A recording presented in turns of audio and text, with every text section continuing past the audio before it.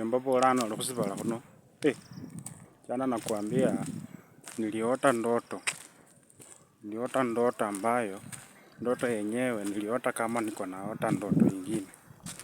Niliota kwamba nilikuwa nimenunua gari, na hiyo gari ilikuwa iko na mafuta full tank, na hiyo mafuta yenyewe nilikuwa nimewekewa na rafiki yangu mmoja ambaye anatoka ng'ambo.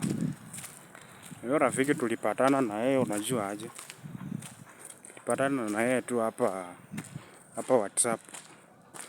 Tukaanza kuongea, tukaelewana, akaniambia atanisupport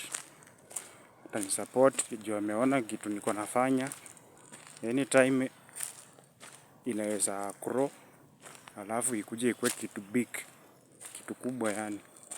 Sasa mbona mtu wa ng'ambo anisupport na wewe mtu unajua huwezi nisupport? Mkenya huwezi nisupport, Mwafrika huwezi nisupport, mzungu ananisupport mpaka ananunulia gari, ananipea mafuta full tank kwa hiyo gari yenyewe, bila mimi mwenyewe kushughulika na kitu yoyote. Mimi kushughulika tu mambo na kuisafirisha ikuje mpaka Kenya. Uko na roho ya utu kweli? Sasa nilikuwa nawaambia, kama mnashangaa napitanga wapi kwa msitu huku, nilikuwa niwaambia sasa leo hii ndio njia ya kwenda kazi.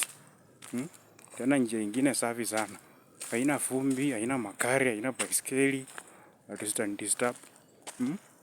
Sasa tokea leo mjue mimi natumianga njia ya msitu kwenda kazi. Hiyo gari yenyewe imenishinda kumaintain. Sasa muendelee kunisupport ili nipate kakitu ka kwenda kuimaintain hiyo gari yenyewe. Asante.